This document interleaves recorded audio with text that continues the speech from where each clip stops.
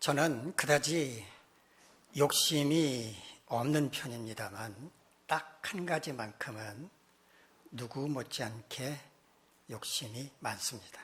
어떤 욕심인가? 맡은 일을 잘하겠다는 욕심입니다. 제 생각에는 욕심이라기보다는 성품이라고 표현하는 게 옳겠다 생각을 하는데 어떤 분은 그게 바로 욕심이라고 말씀을 하더라고요. 돌이켜보면 저는 어릴 때부터 그랬던 것 같습니다. 학교에서 선생님이 기성예비를 내일 가져야 한다 이렇게 말씀을 하시면 다음 날에는 꼭 기성예비를 가져가야 하는 거라고 생각을 했습니다. 제가 초등학교 다니던 1960년대 말쯤에는 우리나라의 농촌은 참 살기 어려웠습니다.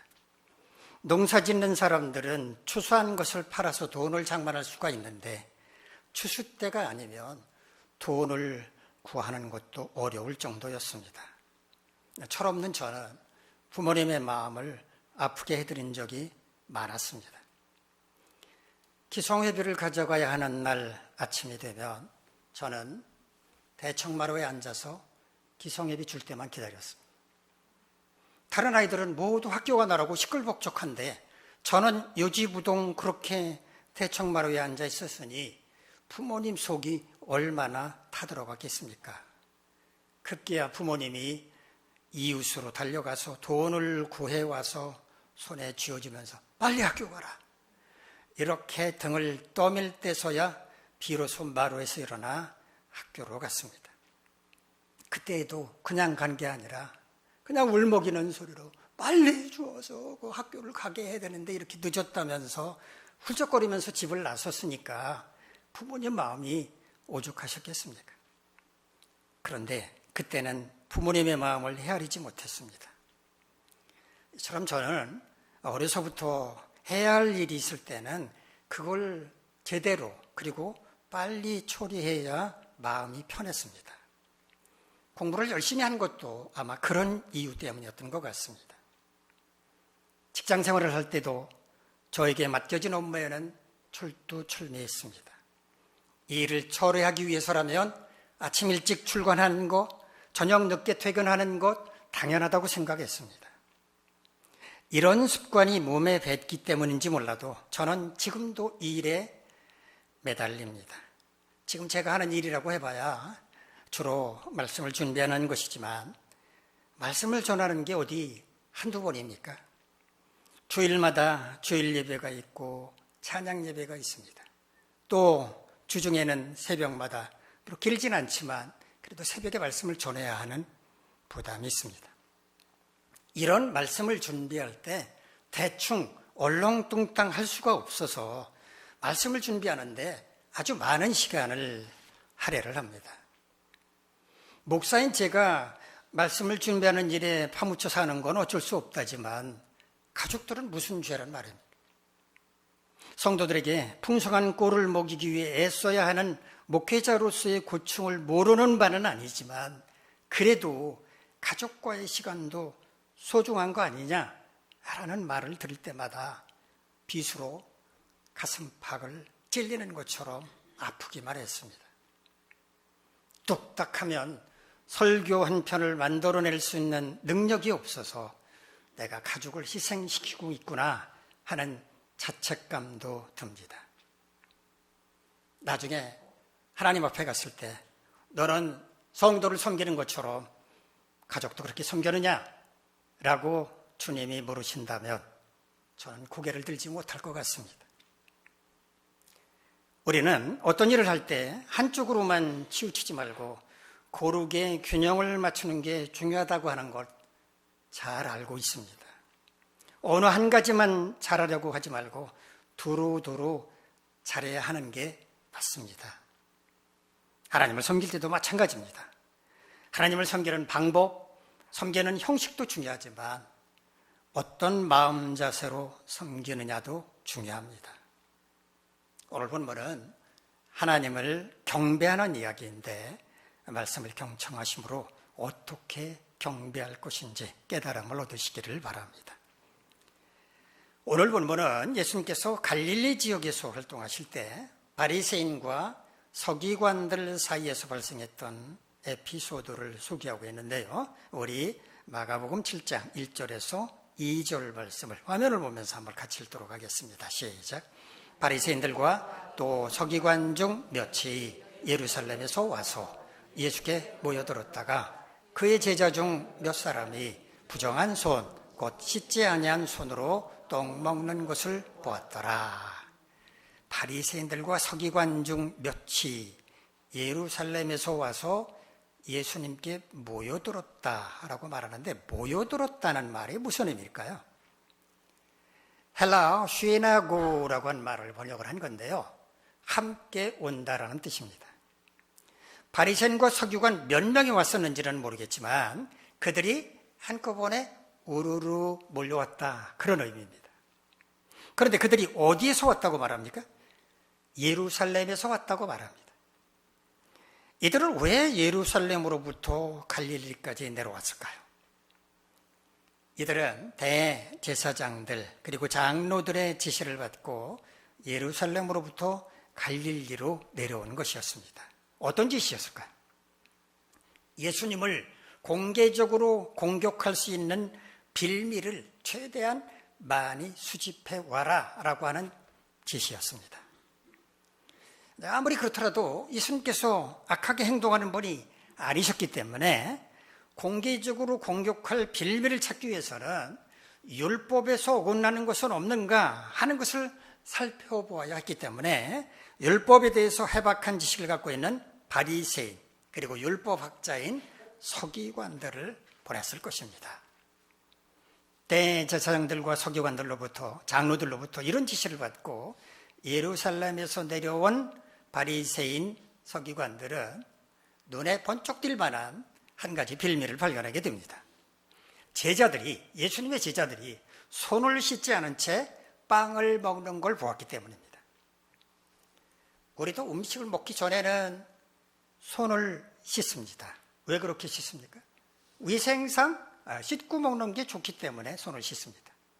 그러나 급할 때는 손을 씻지 않고 먹기도 하죠. 이거 좀 먹어봐. 그런데 잠깐만요. 손을 씻고. 이렇게 하는 사람은 거의 없습니다. 그냥 손으로 씻지 않고 먹을 수도 있습니다. 그렇다고 해서 저 사람 손도 안 씻고 먹네, 이렇게 말하는 사람은 없습니다.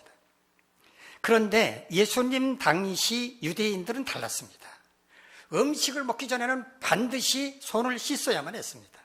이건 위생 문제가 아니고요, 종교적인 문제였습니다. 유대인들이 율법을 철저하게 지켰다고 하는 것은 여러분도 잘 아실 겁니다.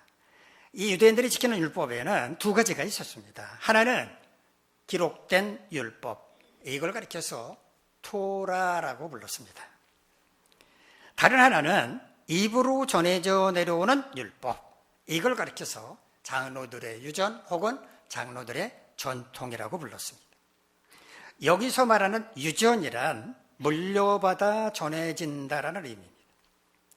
기록된 율법인 토라를 기초로 해서 만든 일종의 시행 규칙과 같다라고 이해하면 되겠습니다. 몸을 정결하게 유지해야 한다라는 말씀은 레위기에 나옵니다. 그런데 손을 깨끗하게 씻어야 한다는 말씀, 성경 어디 나옵니까? 이거는 입으로 전해지는 장로들의 유전, 전통이었습니다. 예수님을 공격할 빌미를 찾던 바리새인과 서기관들은 제자들이 장로들의 유전, 장로들의 전통을 어기고 손을 씻지 않은 채 빵을 먹는 걸 보았다는 말입니다. 3절, 4절을 보면 식사하기 전에 손을 씻는 것 말고도 다른 정결 예식에 관한 사례들을 소개하고 있습니다. 시장에서 돌아와서는 물을 뿌려야 한다는 것, 물을 뿌린다는 게 뭘까요? 몸을 깨끗이 씻는 것을 말할 겁니다.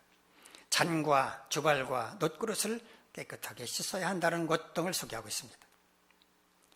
제자들이 장로들의 유전, 전통을 지키지 않은 채 손을 씻지 않고 빵을 먹는 걸 본 바리새인과 서기관들은 예수님께로 다가와서 그 사실을 지적합니다. 우리 마가복음 7장 5절 말씀 함께 읽겠습니다. 시작. 이에 바리새인들과 서기관들이 예수께 묻되 어찌하여 당신의 제자들은 장로들의 전통을 존행하지 아니하고 부정한 손으로 떡을 먹나이까? 저는 이 장면을 보면서 마치 교통법규를 위반한 것을 발견한 경찰이 운전자에게 다가와서 말하는 것과 같다라는 느낌을 받았습니다. 교통법규를 위반한 운전자 앞에서 경찰은 마치 먹잇감을 앞에 놓은 호랑이처럼 굴지 않습니까? 깜빡이를 켜지 않고 좌회전을 하시네요. 그러면 안 되지요. 운전면허증 좀 제시해 주시죠. 보고 말하죠. 범칙금 7만 원, 벌점 15점입니다. 경찰 앞에만 서면 작아지는 운전자는 그저 떨고 있을 뿐입니다. 바리새인과 서기관들은 마치 몰래 숨어 지켜보다가 교통법규를 위반한 차량을 발견한 경찰이 차를 정차시킨 다음에 운전자에게 다가가서 으름장을 놓는 것처럼 고만한 자세로 예수님을 대했을 게 틀림없습니다. 예수 선생님 제자들 말인데요. 장로들의 유전, 장로들의 전통을 따르지 않은 채 손을 씻지 않고 빵을 먹는 걸 우리가 보았습니다. 제자들에게 율법 교육을 이런 식으로 시키면 안 되죠. 요즘식으로 말한다면 껌을 질겅질겅 씹으면서 또 짝다리도 이렇게 선 채 이렇게 말하지 않았을까 상상을 해봅니다. 바리새인과 서기관들이 갑자기 찾아와서 이렇게 말했을 때 예수님은 운전자처럼 겁을 집어먹은 채 그들 앞에서 굽신거리셨을까요? 예수님께서 그러실 리가 있습니까? 예수님은 결코 그러실 분이 아닙니다. 예수님은 거들먹거리면서 제자들의 행동을 지적한 바리새인과 서기관들 앞에서 조금도 위축되지 않으신 채 그들이 공격한 것보다 더 강한 펀치를 날리셨습니다. 우리 마가복음 7장 6절에서 8절까지 말씀 같이 읽겠습니다. 시작. 이르시되 이사야가 너희 의식하는 자에 대하여 잘 예언하였도다.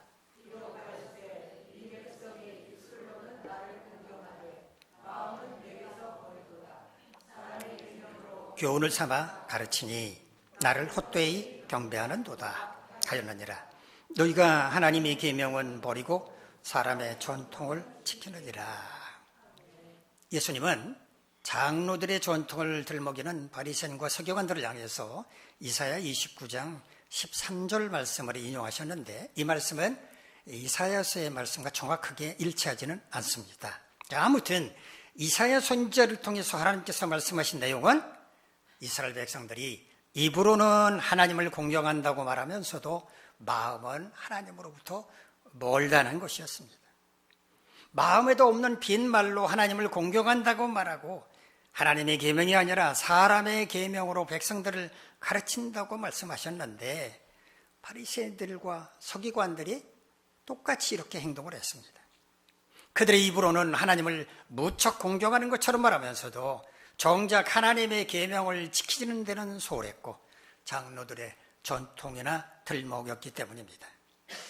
하나님은 이런 행위가 하나님을 헛되이 경배하는 것이라고 말씀을 하셨는데 예수님께서도 바리새인과 서기관들에게 그렇게 하는 것은 하나님의 계명을 버리고 사람의 전통을 지키는 것이라고 책망하셨습니다.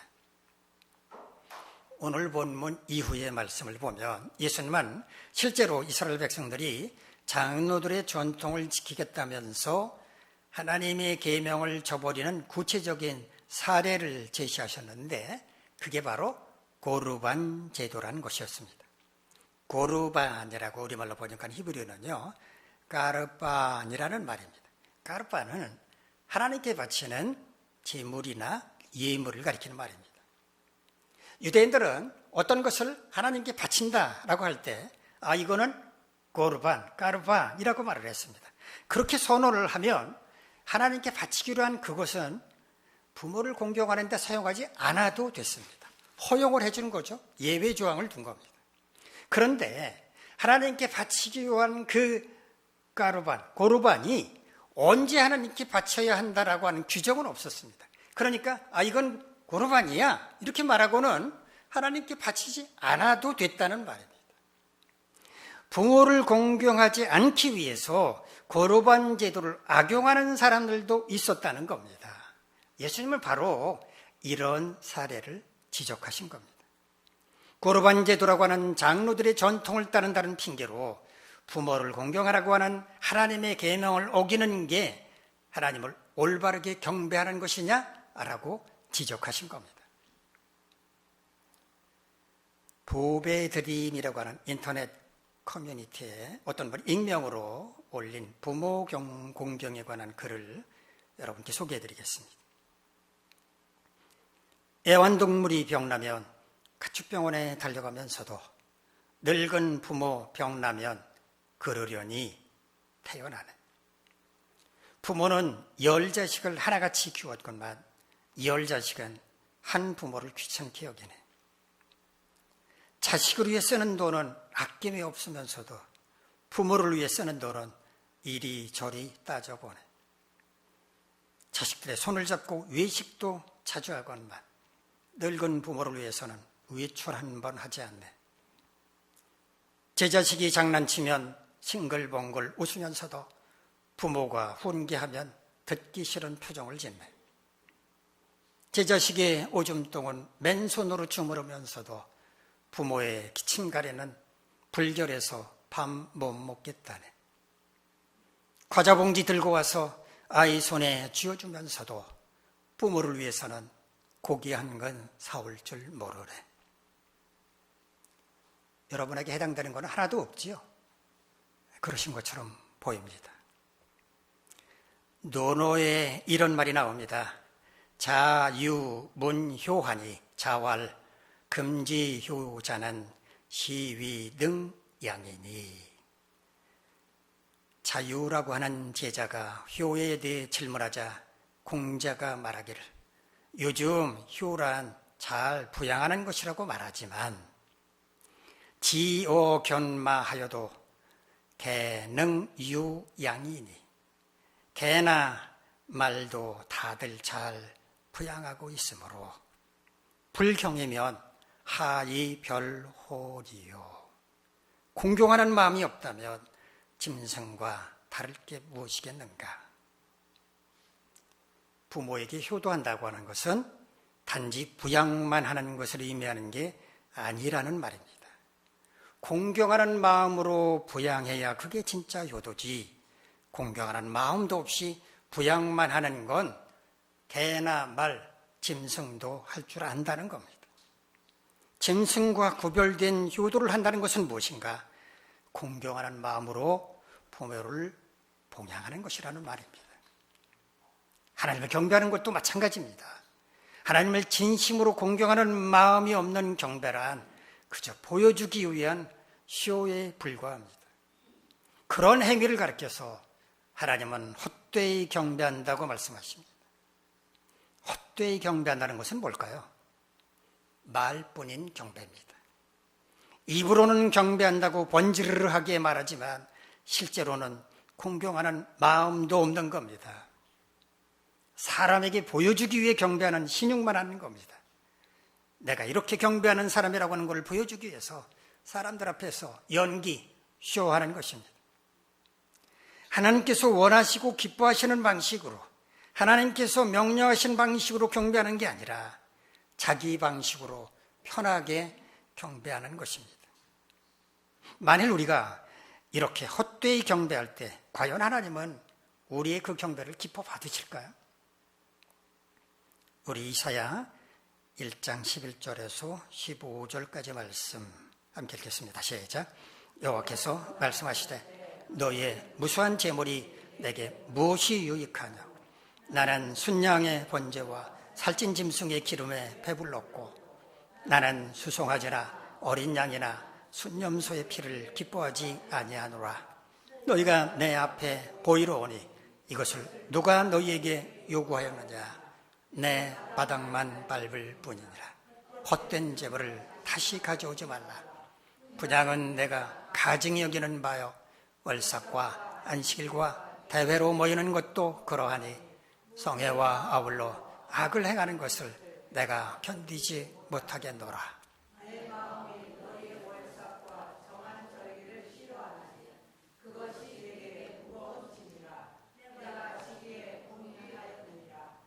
너희가 손을 펼 때에 내가 내 눈을 너희에게서 가리고 너희가 많이 기도할지라도 내가 듣지 아니하리니 이는 너희의 손에 피가 가득함이라. 하나님은 피 묻은 손 그대로, 피 묻은 손 더러운 그런 손 그대로 재물을 들고 와서는 생색이나 내려고 하는 자들의 재물을 혐오하신다고 말씀을 하십니다. 헛되이 드리는 그런 경배를 꼴도 보기 싫어하신다는 겁니다. 그럼에도 불구하고 사람들은 왜 헛되이 경배할까요? 하나님을 두려워하지 않기 때문입니다. 하나님은 우리의 마음을 어찌 알겠어? 한마디로 하나님을 우습게 여기는 것입니다. 눈에 보이는 대통령도 스승도 목회자도 부모도 우습게 여기는데 보이지 않는 하나님이야 오죽하겠습니까? 사람들로부터 칭찬과 인정을 받고자 하기 때문입니다. 보이지도 않는 하나님이 칭찬을 하시는지 인정을 하시는지 도무지 알 수도 없으니 그건 중요하지 않고 눈에 보이는 주변 사람들, 자신에게 직접적인 영향을 끼치는 사람들로부터 칭찬을 받고 인정받는 게 낫다고 생각하는 겁니다. 하나님의 방식이 아니라 자기 방식대로 경배하는 게 편하기 때문입니다. 이렇게 하든 저렇게 하든 경배만 하면 그만이라고 생각해서 자기가 하기 쉬운 방법을 택하는 것입니다. 그런데 이런 경배는 아무 쓸모가 없습니다. 헛수고일 뿐입니다. 왜냐하면 하나님은 이런 경배를 싫어하시기 때문입니다.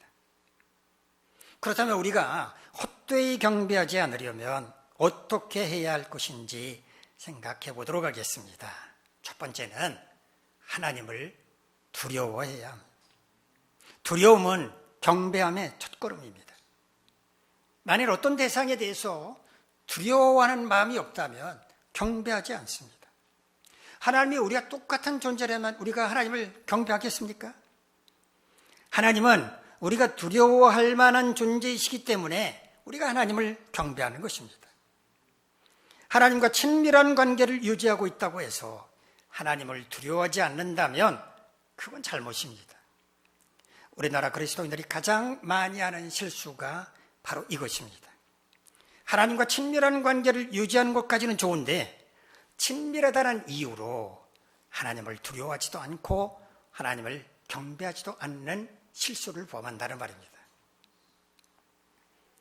사람들은 어려움에 빠졌을 때 하나님을 의지하려고 합니다. 마치 물에 빠진 사람이 지푸라기라도 잡으려는 것처럼 고난을 만난 사람은 전능하신 하나님을 의지하려고 합니다. 그런데 하나님의 은혜로 그 어려움에서 벗어나게 되면 하나님을 의지하려는 그 마음도 식어버리기 쉽습니다. 기독교가 부흥하고 쇠퇴해가는 과정을 보면 이런 현상이 두드러지게 나타나는 걸 볼 수 있습니다.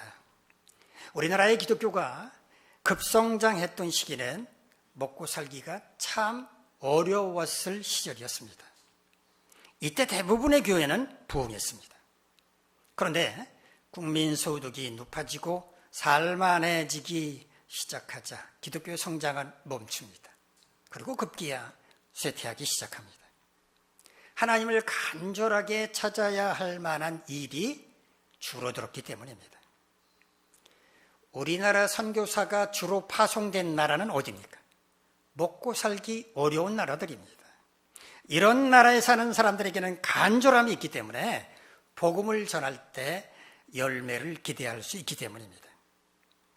아마 그런 나라들도 먹고 살만해지면 전도하기가 어려워질 것입니다. 우리나라의 기독교는 지금 선진국을 닮아가고 있습니다. 선진국들의 기독교는 지금 어떤 모양입니까? 쇠퇴하다 못해서 겨우 명맥을 유지하고 있습니다.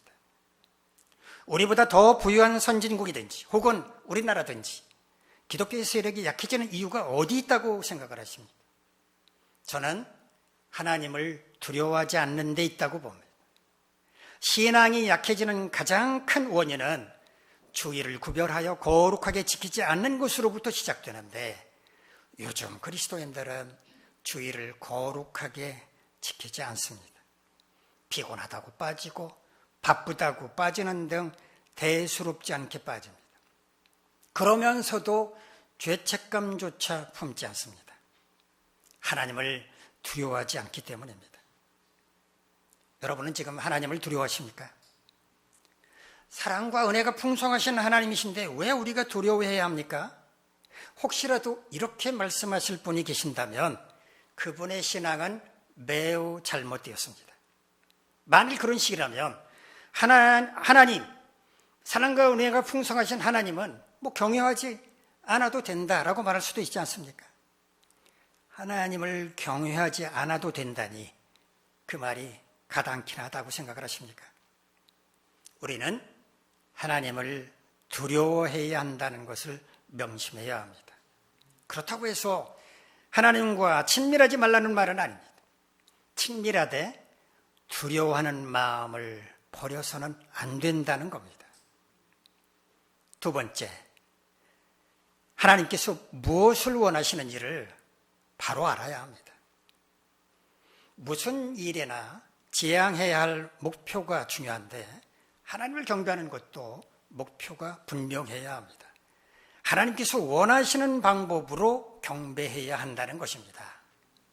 오늘 본문에서 바리새인과 서기관들은 제자들이 손을 씻지 않고 빵을 먹는 것을 보고 율법을 지키지 않는다며 예수님을 찾아와서 지적했습니다. 하지만 손을 씻지 않고 빵을 먹는 게 어떤 율법을 위반했다는 말이었을까요? 율법에는 손을 씻지 않고 빵을 먹으면 안 된다는 규정이 없습니다. 그들이 지적한 것은 율법과는 아무 상관이 없었고 다만 그들이 율법보다 더 소중하게 여기는 장로들의 전통, 장로들의 유전에 따른 것이었습니다. 물론 장로들도 하나님을 더 잘 섬기려는 마음으로 정결하기 위한 세부 지침을 만들었겠지만 그건 하나님의 계명이 아니라 사람의 계명이었습니다. 하나님은 사람의 방식이 아니라 하나님의 방식으로 경배하는 것을 원하십니다. 우리가 경배할 때 이거는 하나님의 방식이고 이거는 사람의 방식이다. 정확하게 구분할 수는 없습니다. 그렇게 구분되어 있지도 않습니다. 다만 대체로 하나님의 방식은 본질적인 것인 반면에 사람의 방식은 비본질적인 경우가 많습니다. 정결해야 한다고 하는 본질에다가 사람의 생각을 이것저것 덧붙여서 비본질적인 것으로 만들어서 사람을 피곤하게 옥죄는 경우가 많이 있다는 겁니다. 하나님이 원하시는 방식으로 경배한다는 것은 성경에 말하는 방식으로 경배한다는 말과도 같습니다. 그 방식은 우리가 생각하는 것보다 훨씬 단순할 수 있습니다. 쓸데없는 사람의 방식을 제외시켰기 때문입니다. 셋째, 경배하는 형식도 무시해서는 안 되겠지만 형식보다 더 중요한 것은 마음과 뜻과 정성을 다해서, 즉 전인격적으로 경배해야 한다는 것을 알아야 합니다. 하나님을 경배하는 형식은 우리 눈이나 귀로 확인할 수 있습니다. 예배를 드리는 사람의 복장, 언어, 태도 등은 일상의 그것과는 분명 달라야 마땅합니다.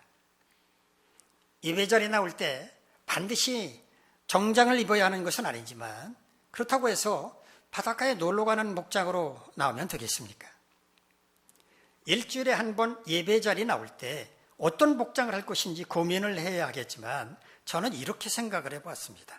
주일에 예배당에 나올 때 하나님을 입고 인사를 드린다 이렇게 생각을 하고 거기에 적합한 복장을 하면 어떨까 하는 것입니다.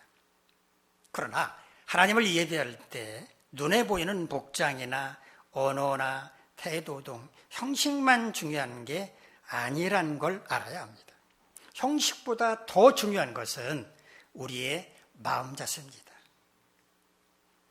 마태복음 22장 34절부터 40절까지 말씀을 보면 한 율법사가 예수님을 찾아와서 예수님의 율법 지식이 어떠한지를 시험하기 위해서 율법 가운데 어느 계명이 큽니까? 라고 질문한 이야기가 나옵니다. 율법에 통달한 율법사가 이런 질문을 던질 때는 자기 나름대로 해답도 가지고 있었을 것이 분명합니다. 율법사로부터 질문을 받으신 예수님은 조금도 주저하지 않고 마음을 다하고 목숨을 다하고 뜻을 다하여 하나님을 사랑하라 하는 것이 가장 큰 계명이고, 하나님을 사랑하는 것처럼 이웃을 자신과 같이 사랑하라 하는 것이 두 번째로 큰 계명이라고 말씀을 하셨습니다. 예수님께서 말씀하신 것에 대해서 율법사가 한마디도 반박하지 않은 것을 보면 그게 바로 해답이었다는 것을 알 수 있습니다. 우리가 자주 듣고 또 말하기도 하는 이 말, 마음을 다하고 목숨을 다하고 뜻을 다한다는 말이 정확하게 무슨 의미인 줄 알고 계십니까?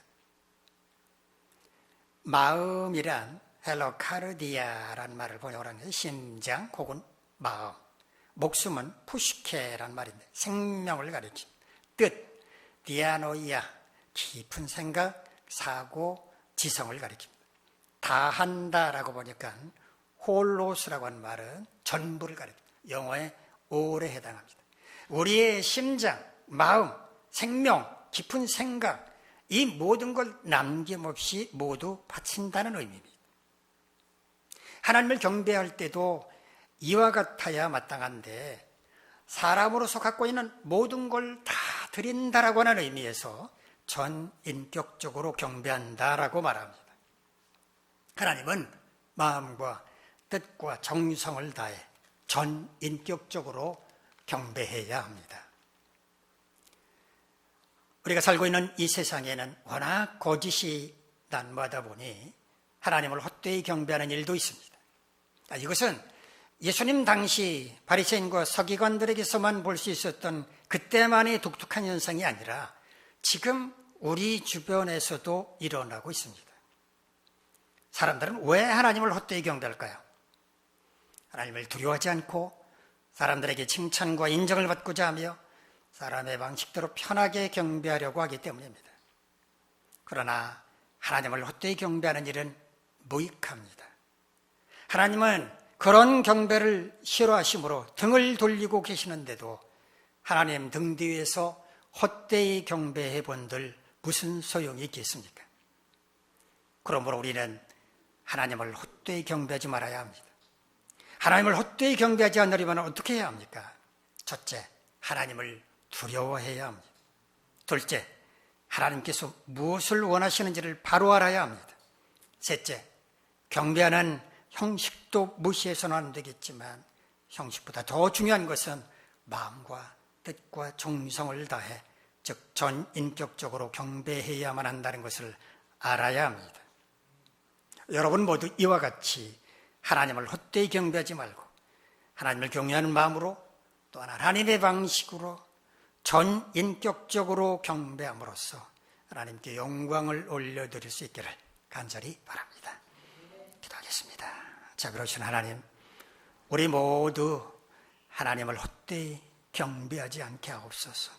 하나님을 경외하는 마음으로 하나님의 방식을 따라서 전인격적으로 경배함으로써 하나님께 영광을 올려드릴 수 있게 하옵소서.